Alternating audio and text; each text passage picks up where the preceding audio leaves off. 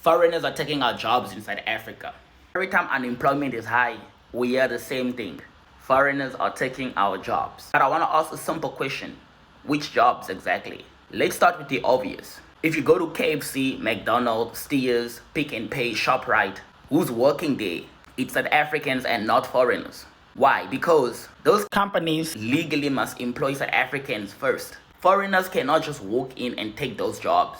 In fact, over 90% of formal retail and fast food workers are South Africans. And that is not my opinion. That's how labor law and hiring works. So if foreigners are taking jobs, these places that I've mentioned would have been full of them. Because if you think about it, everywhere you go, each town you go to in South Africa, there is a KFC, a McDonald's, a Pick and Pay, or ShopRite. So where do most foreigners actually work? Most of the times, foreigners are actually creating their own jobs. Things like selling fruit on the street, running spaza shops, braiding people's hair, fixing phones, washing cars, cooking food for other foreigners. And also, these things are not things that are impossible for South Africans to do. These are survival hustles. They're not stolen jobs.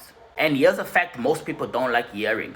Most foreigners in South Africa are self-employed. And that means they are not taking any jobs. They are simply creating their own. You cannot steal what does not exist. You can only create one.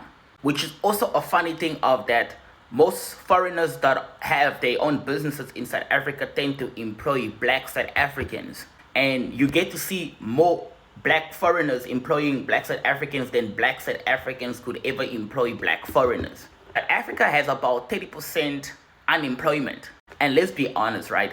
If you compare the numbers of South Africans and foreigners in South Africa, right, there are not as many foreigners compared to South Africans. So mathematically and logically, foreigners cannot be the cause of unemployment. This is actually bigger than us. The real problem are a broken education system, no support for small businesses, corruption, and lack of skill development.